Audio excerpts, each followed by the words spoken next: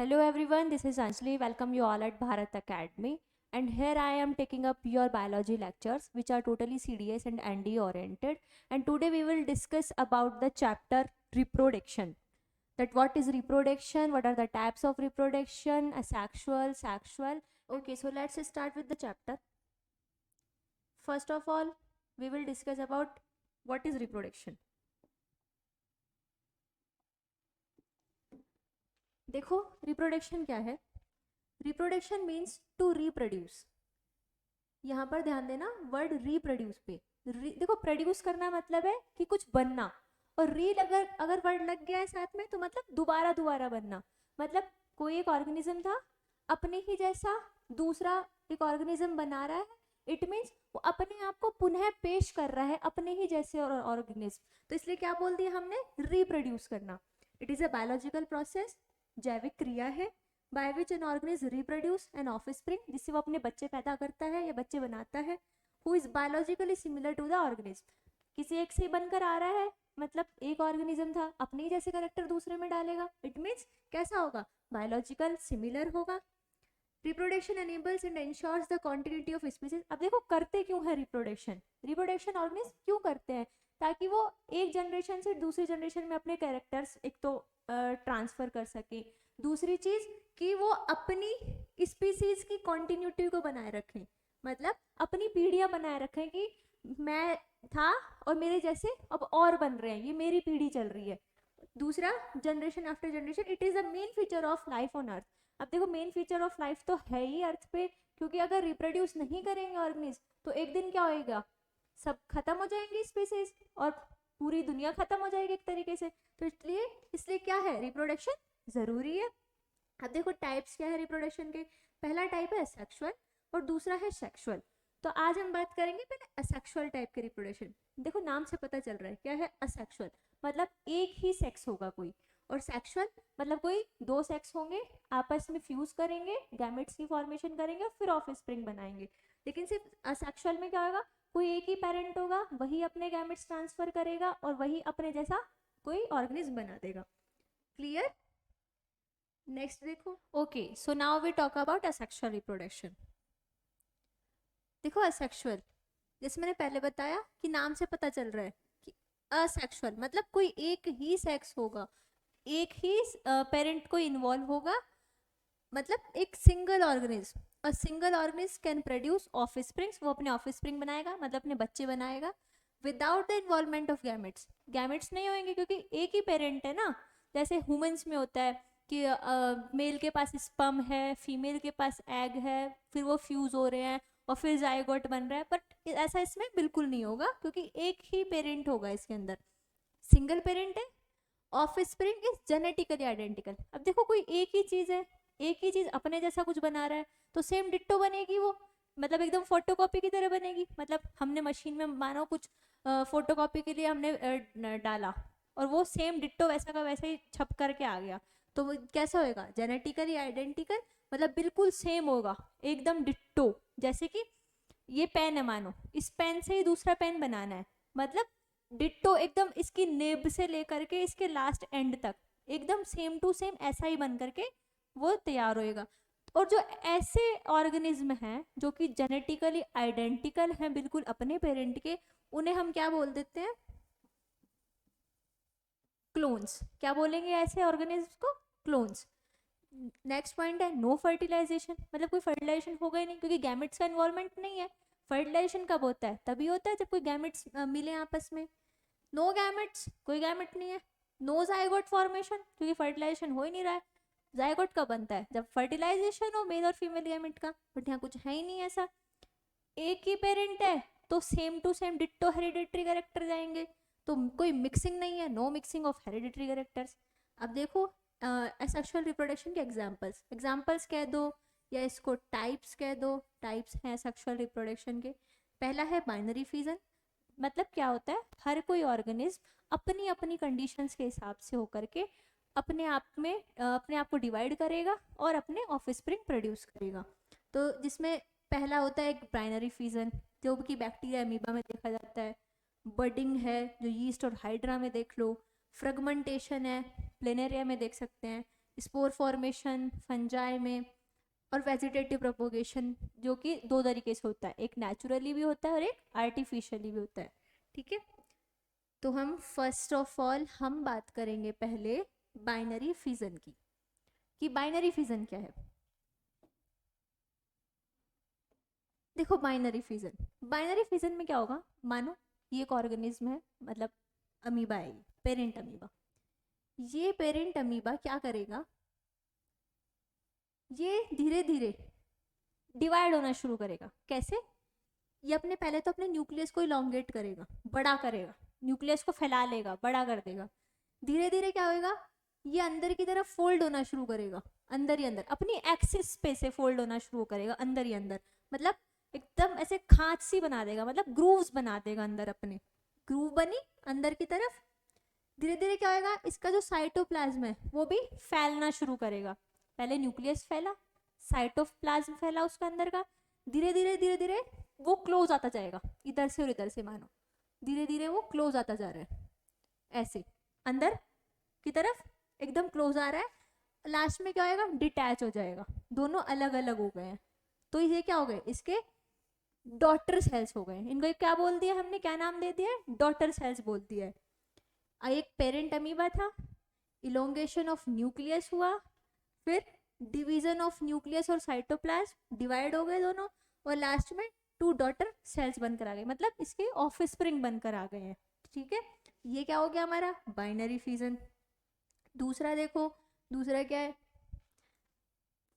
दूसरे में हम देखेंगे बाइनरी फिजन के भी 4 टाइप्स होते हैं, कि बाइनरी फिजन भी 4 तरीके से हो सकता है, जिसमें पहला है हमारा मल्टीपल फिजन। मतलब नाम से समझो, मल्टीपल फिजन मतलब बहुत सारे फिजन हो रहे हैं, मतलब कोई एक सेल होगी, उसका अंदर के जो न्यूक्लियस है वो बटना शुरू करेंगे, डॉटर न्यूक्लियाइज बन गए हैं, मतलब 2 न्यूक्लियस हो गए, इसलिए न्यूक्लियाई बोल दिया है। एक न्यूक्लियस होता है तो न्यूक्लियस बोला जाता है, अगर एक से ज्यादा न्यूक्लियस हो गए तो न्यूक्लियाई बोल दिया, प्लूरल फॉर्म है न्यूक्लियस का। अंदर ही अंदर डिवीजन शुरू हो रहे हैं, 1 से 2 बने, 2 से 4, 4 से 8, 8 से 16, 16 से 32, ऐसे बनते जाएंगे। जब जैसे ये पूरी तरीके से मैच्योर हो जाएगा, ये बर्स्ट आउट हो जाएगा, फूट जाएगा और बाहर निकल के आ जाएंगे इसके। अब ये न्यूक्लियस क्या करेंगे, अपने आप में पूरा ऑर्गेनिज्म ग्रो कर लेंगे। ये क्या हो गया, मल्टीपल फिजन, कि मतलब बहुत सारे फिजन हो रहे हैं। दूसरा है लॉन्गिट्यूडनल बाइनरी डिवीजन। देखो इसमें क्या होएगा, लॉन्गिट्यूडनली, नाम से समझो कि कोई चीज लॉन्गिट्यूडनली कट रही है, लंबी तरीके से कट रही है। जैसे ये एक ऑर्गेनिज्म है लेशमेनिया, इसके अंदर ये वाला बाइनरी फिजन देखने को मिलता है, लॉन्गिट्यूडनल डिवीजन वाला। इसमें क्या होएगा, ये लेशमेनिया था, इसकी ये फ्लेजिला निकल रही है यहाँ से, धीरे धीरे ऐसे ही सेम डिट्टो फ्लेजिला इधर से निकलना शुरू होएगी, छोटी सी, धीरे धीरे वो ग्रो करेगी, बड़ी होएगी। उसके साथ साथ ही जो न्यूक्लियस है वो भी डिवाइड होना शुरू करेगा, वो भी 1 से 2 में बट गया है। धीरे धीरे ये न्यूक्लियस भी क्या करेगा, दूर जाएगा, सेपरेट होता जाएगा। ये फ्लेजिला भी धीरे धीरे बढ़ रही है, ये पूरी बढ़ गई। अब ये क्या होएगा, नीचे से कटना शुरू होएगा। देखो नीचे से या ऊपर से कहीं से भी कट सकता है, ये कटना शुरू हुआ, ये लास्ट में क्या होएगा, पूरा पूरा पूरा इस तरीके से कट हो जाएगा और अलग अलग 2 ऑर्गेनिज्म बन जाएंगे। ठीक है, अलग अलग 2 ऑर्गेनिज्म बना लेगा। ये क्या हो गया है, लॉन्गिट्यूडनल डिवीजन, मतलब लंबाई में कटा है। पहला था मल्टीपल, कि एक से बहुत सारी सेल्स बन रही है, फिर बर्स्ट आउट हो रही है, वो अपना अपना फिर एक इंडिविजुअल ऑर्गेनिज्म बना लेंगे।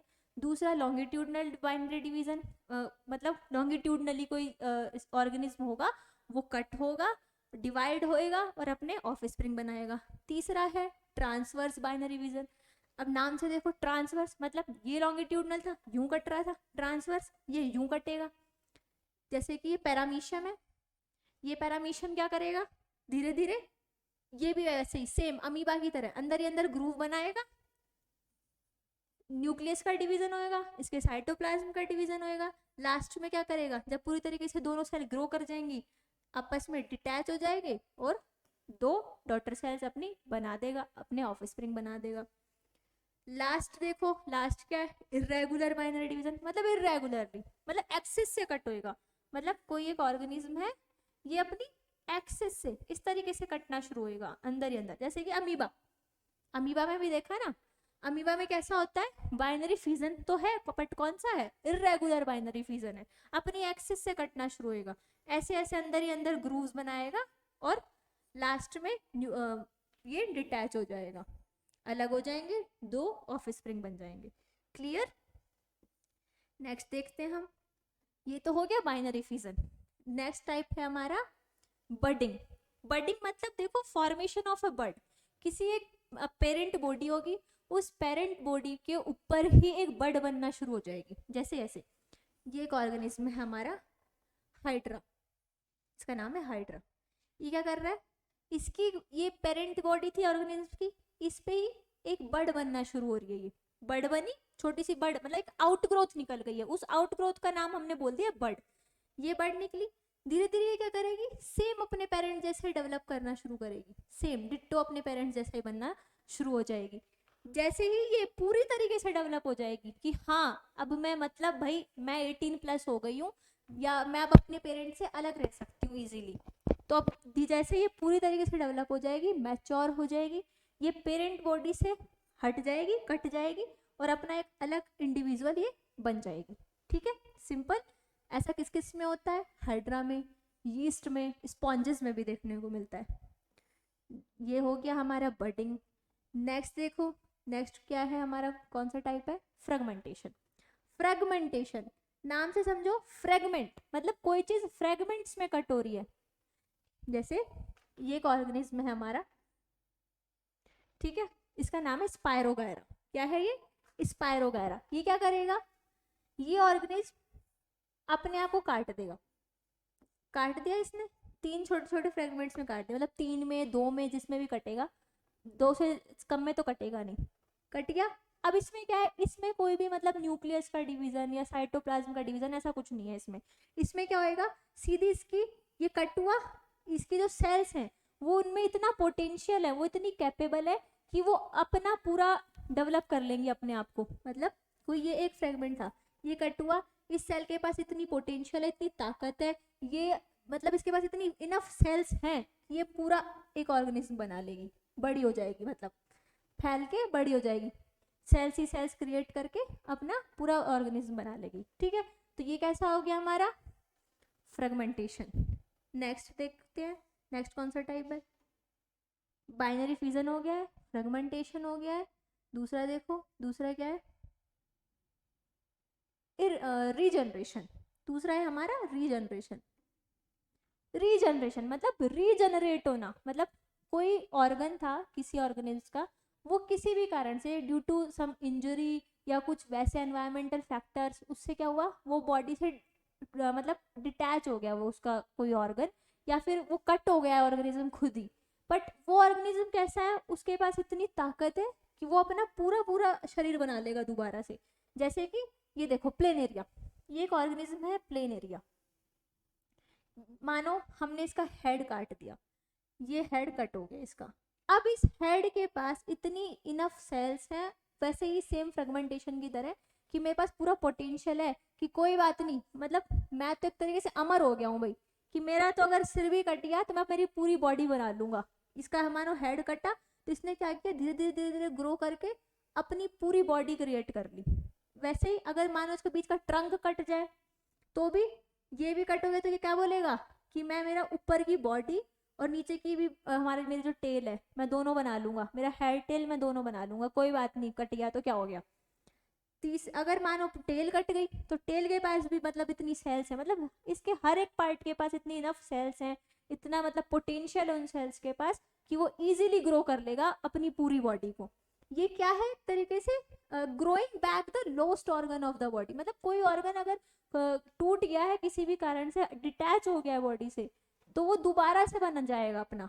ठीक है, ये प्लेनेरिया में हो गया। देखो एक सर लिजार्ड में भी होता है, लेकिन लिजार्ड में क्या होता है, इनकम्प्लीट रीजनरेशन होता है। रीजनरेशन तो होता है बट इनकम्प्लीट रीजनरेशन होता है। वो कैसे, कभी तुमने देखा होगा छिपकली की पूंछ कट जाती है, अब पूंछ से तो पूरी छिपकली नहीं बन पाती, लेकिन हाँ धीरे धीरे वो छिपकली जो है ना, उसकी जो पूरी बॉडी थी, टेल कटी, टेल कट गई थी भाई, बॉडी तो थी, पूरी बॉडी क्या करेगी, धीरे धीरे टेल बना लेती है अपनी, लेकिन उस टेल से पूरी बॉडी नहीं बन सकती। जैसे प्लेनेरिया में हो रहा है कि भाई मेरा तो कुछ भी काट दो तो मैं पूरी बॉडी बना लूंगा, लेकिन लिजार्ड में क्या है, टेल से तो पूरी बॉडी नहीं बन पा रही है, बट हाँ बॉडी टेल बना सकती है, तो कैसा रिजनरेशन है, इनकम्प्लीट रिजनरेशन है। क्लियर। दूसरा देखो, नेक्स्ट इसका है type spore formation. Spore formation मतलब किसकी फॉर्मेशन हो रही है, स्पोर्स की फॉर्मेशन हो रही है। देखो जैसे ये एक ऑर्गेनिज्म है मेरा, ठीक है, इसका ना ये ऑर्गेनिज्म हो गया मेरा, ये है राइजोपस, राइजोपस बोलते हैं इसको। ये क्या करेगा, इसके पास एक कवरिंग है बाहर, जिसको बोल देते हैं हम स्पोरेंजियम की कवरिंग है। इस स्पोरेंजियम की कवरिंग के अंदर छोटे छोटे स्पोर्स बनना शुरू होंगे, अंदर ही अंदर छोटे छोटे स्पोर्स बनेंगे, ठीक है। वो स्पोर्स बने, जैसे ही इन स्पोर्स को मतलब इनके हिसाब से एनवायरमेंटल कंडीशंस मिल जाती हैं, इनके हिसाब से मतलब मॉइस्ट एनवायरनमेंट मिल जाता है या वार्मथ मिल जाती है, तो ये क्या करेंगे, ये जो स्पोरेंजियम की जो इनकी वॉल है ये बस्ट आउट हो जाएगी और ये स्पोर्स में से फैल जाएंगे, बिखर जाएंगे उसमें से, ठीक है। अब ये ऐसा कब होएगा, मतलब स्पोरेंजियम की जो वॉल है ये कब टूटेगी, ये देखो एक प्रोटेक्टिव लेयर है इनकी, इन स्पोर्स की क्या है, प्रोटेक्टिव लेयर, इसको प्रोटेक्शन प्रोवाइड कर रही है। ये जब तक नहीं फूटेगी जब तक इन स्पोर्स के हिसाब से बाहर का एनवायरनमेंट नहीं होएगा। मतलब ऐसा है कि भाई हम अंदर हैं फिलहाल, अभी हम सेफ हैं जब तक हमारे हिसाब से बाहर का एनवायरनमेंट नहीं हो, अभी बाहर का एनवायरनमेंट हमारे लिए खतरनाक है, हम मर सकते हैं, इसलिए हम अभी नहीं बाहर आएंगे। जब बाहर का एनवायरनमेंट हमें ठीक लगेगा, हाँ बढ़िया लगेगा, तब क्या करेंगे, ये वॉल हमारी जो है स्पोरेंजियम की वो फूट जाएगी और हम बाहर बिखर जाएंगे। अब ये बाहर बिखर गए, अब ये क्या करेंगे, स्पोर्स बाहर बिखर गए, मानो स्पोर्स बाहर आ गए हैं। अब जैसे इनको बाहर का कंडीशन, बाहर की ऐसी एनवायरनमेंट फिर इनके हिसाब से मिलेगी, वही मॉइस्ट और वार्म, तब ये फिर जर्मिनेट करना शुरू करेंगे और फिर एक नया प्लांट वापस ग्रो कर लेंगे, ऐसा ही सेम, फिर वही सेम प्रोसेस शुरू हो जाएगी उनके अंदर भी। अब ये जो स्पोर्स हैं इतने लाइट वेट होते हैं, इतने हल्के होते हैं, ये through air, through water, through pollinators, pollinators मतलब जो भी इंसेक्ट्स वगैरह हैं उनके साथ चिपक उपक के कहीं और पहुंच गए हैं, एयर के थ्रू पहुंच गए हैं, वाटर के थ्रू पहुंच गए हैं, ठीक है। ये इसके थोड़े से खासियत है कि बहुत लाइट वेट है, इजीली कहीं पे भी जा सकते हैं, और जब इनको अपने एनवायरमेंटल कंडीशंस अच्छी लगेंगी, इनके हिसाब से लगेंगी, तब ये जर्मिनेट होना शुरू करेंगे, जैसे जो फंगाई में होता है, मॉसिस में होता है और फंस में ये भी देखने को मिलता है। क्लियर। नेक्स्ट देखते हैं, नेक्स्ट क्या है हमारा, हमारा लास्ट बच रहा है, लास्ट टाइप है हमारा वेजिटेटिव प्रोपोगेशन। देखो इसमें क्या होगा, कोई एक प्लांट अपना वेजिटेटिव पार्ट अपने ही बॉडी पर ग्रो करेगा और वही पार्ट क्या करेगा, धीरे धीरे ग्रो करके प्लांट बॉडी से डिटैच हो जाएगा और वही एक नया प्लांट अपने आप में क्रिएट कर लेगा। जैसे कि, और वो वेजिटेटिव पार्ट्स कौन कौन से हो सकते हैं, रूट भी हो सकती है, स्टेम भी हो सकता है और लीव्स भी हो सकता है, ठीक है। जैसे रूट का अगर हम एग्जाम्पल लें तो स्वीट पोटैटो, स्वीट पोटैटो अपने आप में मतलब अपने आप को ग्रो कर सकता है दोबारा से, ठीक है। स्टेम का लें तो पोटैटो ले सकते हैं, पोटैटो या जिंजर ले लो। लीफ में जैसे ब्रायोफिलम, देखो ब्रायोफिलम को जैसे समझ लो, जैसे एक ब्रायोफिलम की ये पत्ती है, ब्रायोफिलम नाम का एक प्लांट है, उसकी पत्ती है ये क्या करता है, अपनी ही लीव पर छोटे छोटे ऐसे आउटग्रोथ निकालना शुरू करता है, इस तरीके से, ठीक है।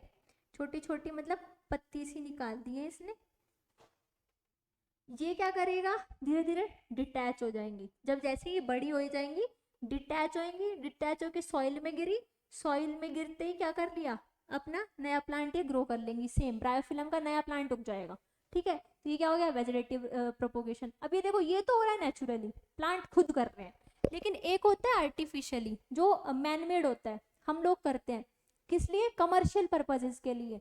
जैसे आगे देखो, artificial methods of vegetative propagation, इसमें क्या होएगा, पहली बात तो कमर्शियली करा जा रहा है, वही सेम रूट से, स्टेम से या लीव से हम कर सकते हैं।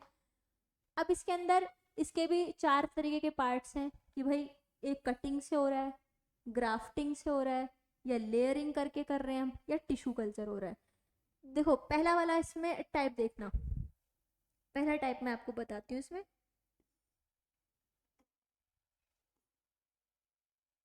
कटिंग, देखो कटिंग में क्या होएगा, कोई भी एक प्लांट लेंगे, ठीक है, ये हमने प्लांट लिया, कोई भी एक हम,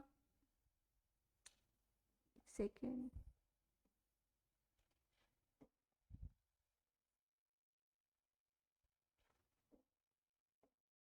ये हमने एक प्लांट लिया, इस प्लांट को क्या किया, इसके एक पार्ट को काट लिया, ऊपर से कट कर लिया, कटिंग नाम तभी तो दे रहे हैं कि कुछ कट हो रहा है, कट कर लिया, उसको क्या किया हमने, उसमें सॉइल में दबा दिया, और फिर क्या होएगा, उससे नया प्लांट उगना शुरू हो जाएगा, ये नया प्लांट निकल के आ गया इससे, ठीक है। मतलब प्लांट के किसी एक पार्ट को, मतलब लीफ वाले एरिया को कट किया, कट करके उसको सॉइल में लगा दिया, अब उसी से क्या होएगा, उसके रूट्स निकलना शुरू हो जाएंगी और वही आगे जाके बड़ा एक प्लांट बन जाएगा, ठीक है। ये तो हो गया कटिंग, जैसे रोज में कर सकते हैं, शुगर केन में, मनी प्लांट में, किसी में भी कर सकते हैं।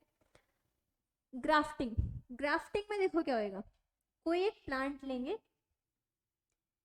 बट इसमें क्या होगा, दो टाइप के प्लांट्स यूज होंगे, जैसे मानो मैं रोज ले लेती हूँ, रोज में क्या किया मैंने, एक एक का तो स्टेम मैंने उस वाले रोज का ले लिया जिसके ऊपर व्हाइट कलर के फ्लावर्स आ रहे हैं, एक मैंने उस स्टेम को ले लिया जिस पे मानो रेड कलर के फ्लावर्स आ रहे हैं। अब मानो मुझे क्या करना है, एक ही प्लांट पे दोनों कलर के मेरे को मतलब फूल लेकर के आने हैं रोज के, तो मैं क्या करूंगी, जो मेरा व्हाइट वाला था, व्हाइट वाले का जो प्लांट था मेरा, मैंने एक तो उसका स्टेम कट कर लिया, और वो इस तरीके से कट किया थोड़ा कि अगले वाले को भी उसी तरीके से कट करूंगी ताकि वो आपस में ज्वाइंट हो जाए, चिपका सकूं मैं उन्हें। और एक मैंने कट कर लिया मैंने रेड का स्टेम कट कर लिया, ये मैंने रेड का स्टेम कट कर लिया, दोनों को क्या करूंगी, आपस में चिपका दूंगी, और बैंडेज वगैरह की हेल्प से उसको मैं रैप कर दूंगी, बांध दूंगी, बन जाएगा वो। बनने के बाद धीरे धीरे क्या होएगा, आपस में एक दूसरे की सेल्स आप एक दूसरे को बाउंड कर लेगी, बांध लेंगी, और वो प्लांट उग जाएगा। अब उस प्लांट पे जो फ्लावर्स आएंगे, भाई एक तो मैंने व्हाइट का लिया था, एक मैंने रेड का लिया था, अब इस पे जो फ्लावर्स आएंगे वो दोनों तरीके के आएंगे, उस रेड भी आएंगे और व्हाइट भी आएंगे। तो हो गया ना ये कमर्शियल पर्पज के लिए कि भाई एक कम जगह पर ज्यादा अलग अलग तरीके के फूल अगर उगाने हो तो ग्राफ्टिंग का मेथड हम यूज कर सकते हैं। ये हो गया, ये है ग्राफ्टिंग। कटिंग देख लिया, ग्राफ्टिंग देख लिया, नेक्स्ट देखो, नेक्स्ट क्या है, लेयरिंग। लेयरिंग मतलब समझो लेयर ही लेयर बना दी है। लेयरिंग क्या होएगा, अभी तक कटिंग में क्या कर रहे थे, उसका लीफ वाला पोर्शन काट रहे थे, और फिर उसमें ग्राफ्टिंग में क्या किया, स्टेम वाला पोर्शन काट लिया। लेयरिंग में क्या करना है, कुछ काटापिटी नहीं करनी है, जस्ट क्या करना है, मानो ये मेरा कोई प्लांट था, इसकी एक टहनी को मैंने लिया और उसको मोड़ दिया, टहनी को लिया मोड़ दिया, मोड़ के अंदर मिट्टी में दबा दिया। अब यहाँ से क्या होएगा, इसकी रूट्स निकलना शुरू होंगी, रूट्स निकली और वहीं से नया प्लांट उग जाएगा इस तरीके से, ठीक है, ये उग गया। ऐसे ही आगे फिर पूरी मतलब पूरी जो मेरी टहनी थी पूरी को दबा दिया ना, तो उसकी जगह जगह से रूट निकलना शुरू होंगी, जहां जहां से रूट निकलेंगी वहां वहां से नया प्लांट बन जाएगा। ये नया प्लांट बन गए, मतलब एक प्लांट था मेरा, उसकी मैंने उसको लिया, टहनी को लिया और मिट्टी में दबा दिया, और उसी से फिर रूट्स निकली और वहीं से प्लांट और उगना शुरू हो गए, सिंपल। अब देखो लास्ट है हमारा टिश्यू कल्चर, ये बड़ा ही एडवांस है। अभी तक तो नॉर्मल हो रहे थे कि हाँ एक की तो भाई हमने लीफ वाला सेक्शन कट किया और मिट्टी में गाड़ दिया, उससे निकल के आ गया, एक का स्टेम काट लिया, एक की भाई टहनी को मोड़ के रख दिया। अब लास्ट पर ये टिश्यू कल्चर, ये थोड़ा एडवांस टाइप का है, ये नॉर्मली नहीं होएगा, ये लैब्स में परफॉर्म किया जाएगा। कैसे, मैंने मानो कोई एक प्लांट की लीफ ली, ठीक है, इस लीफ को क्या किया, इसके टिश्यूज मैंने कलेक्ट कर लिए, लैब में जाकर के इसके टिश्यूज निकाल लिए, इस टिश्यू को मैं ऐसा एनवायरनमेंट प्रोवाइड करवाऊंगी लैब में, ऐसे मतलब ये टिश्यू मैंने ले लिया कोई, इस टिश्यू पे मैं ऐसे ऐसे केमिकल्स वगैरह यूज करूंगी, उसको ऐसा एनवायरनमेंट प्रोवाइड करवाऊंगी कि ये कैपेसिटी रख पाए जर्मिनेट होने की, आगे धीरे धीरे जैसे कि जर्मिनेट होएगा मैं इसको फिर सॉइल में लगा दूंगी और ये नया प्लांट बन जाएगा, ठीक है। जैसे मैं आपको इसका डायग्राम दिखाऊं,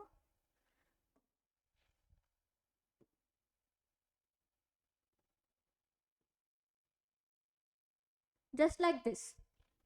ये देखो, ये प्लांट था, इसके एक लीफ वाले सेक्शन को कट किया मैंने, उससे मैंने इसके टिश्यूज को निकाला, ठीक है, और टिश्यूज निकाल करके उसको कल्चर प्रोवाइड करवाया ऐसा लैब के अंदर, केमिकल्स वगैरह उस पर डाल करके, और फिर धीरे धीरे क्या हुआ, ये ग्रो करना शुरू किया इन टिश्यूज ने और प्लांट बन गए। बाद में मैं क्या करूँगी, इसको लेकर के मिट्टी में लगा दूंगी और नया प्लांट बन जाएगा। मतलब आर्टिफिशियल मेथड्स क्यों यूज करते हैं, हाइब्रिड प्लांट्स बनाने के लिए, कमर्शियल पर्पस के लिए हाइब्रिड प्लांट भी अच्छी क्वालिटी के बढ़िया वाले प्लांट लगाए जाए, इसलिए आर्टिफिशियल मेथड्स यूज करते हैं। Okay, clear. देखो असेक्सुअल रिप्रोडक्शन देखा, क्या है असेक्सुअल रिप्रोडक्शन, उसके टाइप्स देख लिए हमने। बाइनरी फिजन, बाइनरी फिजन के भी 4 तरीके के टाइप पढ़ लिए, मल्टीपल, लॉन्गिट्यूडनल, ट्रांसवर्स, इर्रेगुलर। फिर उसके बाद बाइनरी पढ़ा, फ्रेगमेंटेशन देख लिया, रीजनरेशन देख लिया, स्पोर फॉर्मेशन देख लिया, वेजिटेटिव प्रोपोगेशन देख लिया। इसके भी मतलब 2 टाइप्स देख लिए हमने कि हाँ भाई, एक तो नेचुरली प्लांट खुद करते हैं और एक कमर्शियल पर्पस के लिए आर्टिफिशियल तरीके से भी किए जा सकते हैं। असेक्सुअल हो गया है हमारा कंप्लीट। अब आएगा सेक्सुअल रिप्रोडक्शन, तो इसकी बात हम करेंगे नेक्स्ट क्लास में।